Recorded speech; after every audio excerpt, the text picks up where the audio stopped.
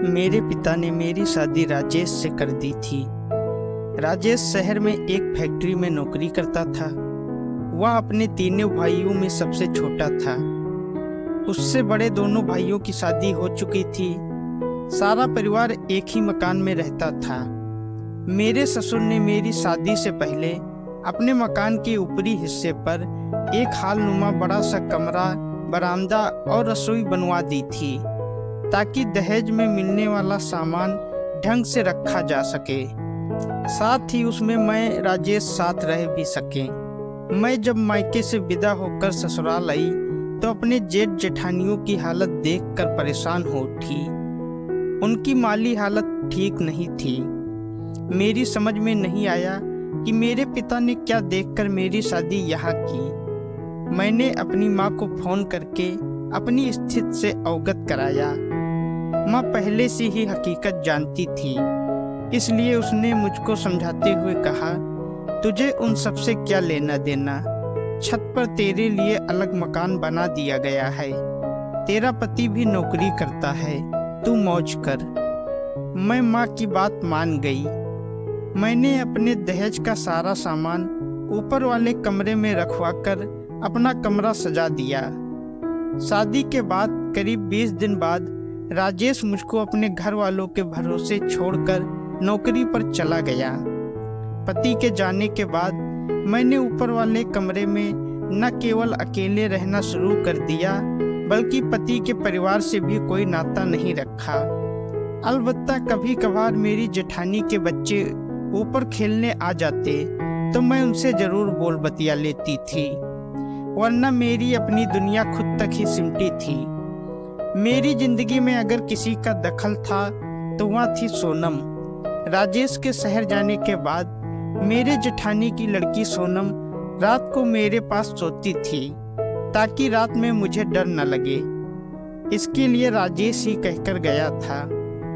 देखते देखते मेरे शादी को 1-1.5 साल बीत गया। राजेश 10-15 दिन के लिए छुट्टी पर आता और लौट जाता। उसके जाने के बाद मुझको अकेले ही रहना पड़ता था। मुझको घर की जगह बाजार की चीजें खाने का शौक था। इसी के मद्देनजर मेरे पति राजेश ने 1-2 बार नौकरी पर जाने से पहले मुझे समझा दिया था कि जब मुझे किसी चीज की जरूरत हो तो राहुल को बुलाकर बाजार से मंगा लिया करूं। राहुल हमारे पड़ोसी का बेटा था, जो किशोरावस्था को पार कर चुका था।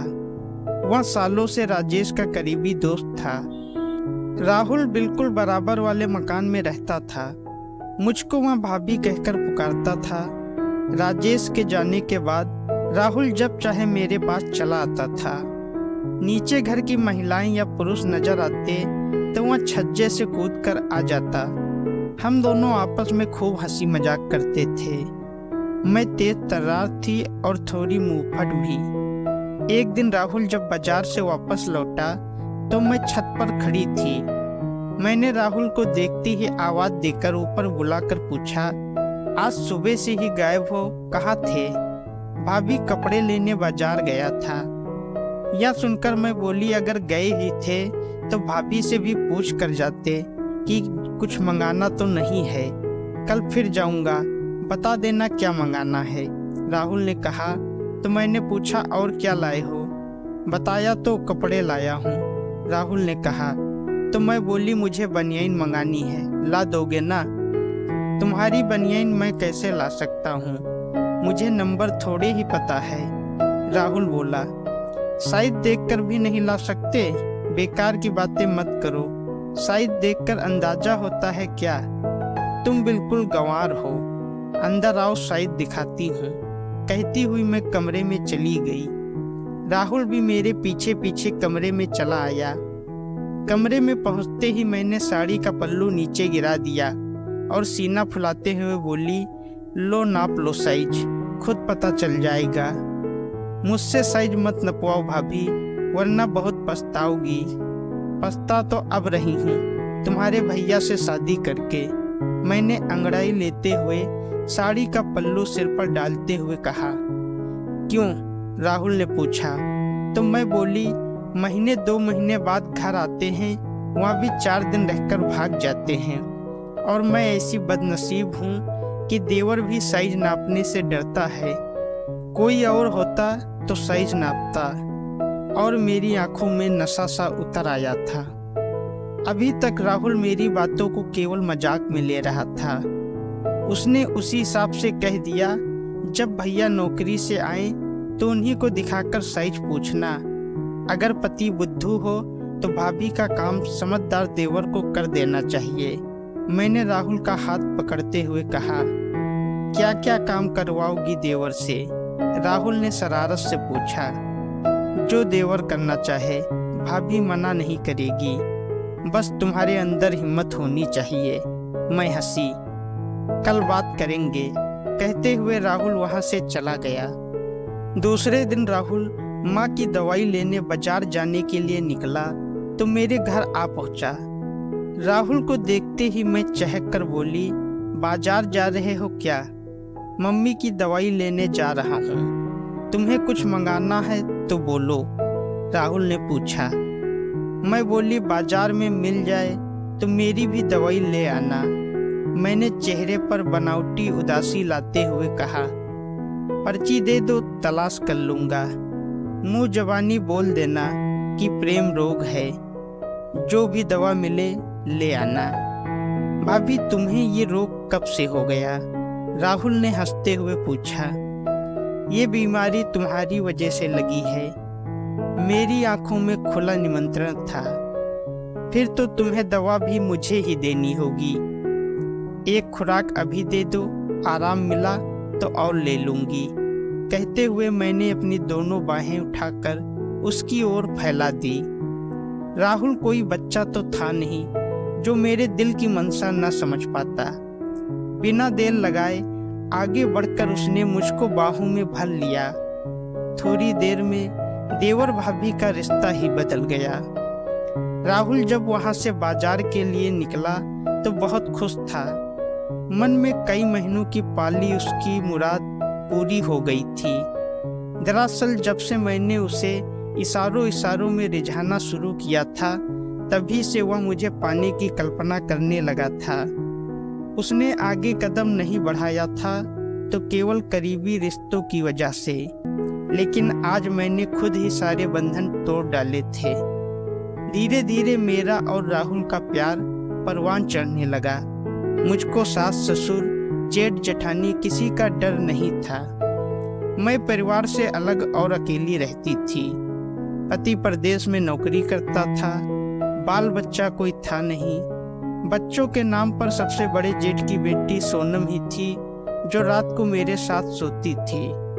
सोनम सुबह की चाय पीकर अपने घर चली जाती थी और स्कूल जाने की तैयारी करने लगती थी। उसके स्कूल जाने के बाद मैं 5-6 घंटे के लिए फ्री हो जाती थी। इस बीच मैं राहुल को बुला लेती थी और हम दोनों खूब मजे करते। मैं पूरी तरह राहुल के प्यार में डूब चुकी थी। मैं चाहती थी कि दिन ही नहीं बल्कि पूरी रात राहुल के साथ गुजारूं। एक दिन शाम ढल चुकी थी। अंधेरे ने चारों ओर पंख पसारने शुरू कर दिए थे। मैं और राहुल बिस्तर पर एक दूसरे की आगोश में लिपटे थे। तभी सोनम दरवाजा खोलते हुए अंदर आ गई। कमरे में अंदर का दृश्य देखकर वह सन्न रह गई। सोनम इतनी भी अनजान नहीं थी कि कुछ समझ न सके। वह सब कुछ समझकर बोली, चाची यह क्या गंदा काम कर रही हो? सोनम की आवाज सुनते ही राहुल पलंग से अपने कपड़े उठाकर बाहर भाग गया। मैं भी उठकर साड़ी पहनने लगी। फिर मैंने सोनम को बाहों में भरते हुए पूछा, सोनम तुमने जो भी देखा किसी से कहोगी तो नहीं? जब चाचा घर वापस आएंगे तो उन्हें सब बता दूंगी। तुम तो मेरी सहेली हो। नहीं, तुम ऐसा कुछ नहीं करोगी। मैंने सोनम को बहलाना चाहा, लेकिन सोनम ने खुद को मुझसे अलग करते हुए कहा, तुम गंदी हो, मेरी सहेली कैसे हो सकती हो? मैं कान पकड़ती हूँ, अब ऐसा गंदा काम नहीं करूँगी। मैंने कान पकड़ते हुए नाटकीय अंदाज में कहा। कसम खाओ, सोनम बोली। मैं अपनी सहेली की कसम खाकर कहती हूँ। बस चलो खेलते हैं। इस सब को भूलकर सोनम के बाल मन ने कहा तो मैंने सोनम को अपनी बाहों में भरकर चूम लिया। पहले तो कुछ दिनों तक मुझे डर था कि सोनम किसी को कुछ बता न दे, लेकिन जब कुछ दिन बीत गए और उसने किसी से कुछ नहीं कहा तो मेरे मन को राहत मिली। फिर धीरे धीरे मुझको भी अपनी गलती का एहसास हुआ। सोनम की बातों ने मुझ पर गहरा असर डाला था। मैंने भी निश्चय कर लिया कि अब राहुल के साथ कोई रिश्ता नहीं रखूंगी। दोस्तों, अगर आपको कहानी अच्छी लगी है तो वीडियो को लाइक करें, शेयर करें और हमारे चैनल को सब्सक्राइब करें। धन्यवाद।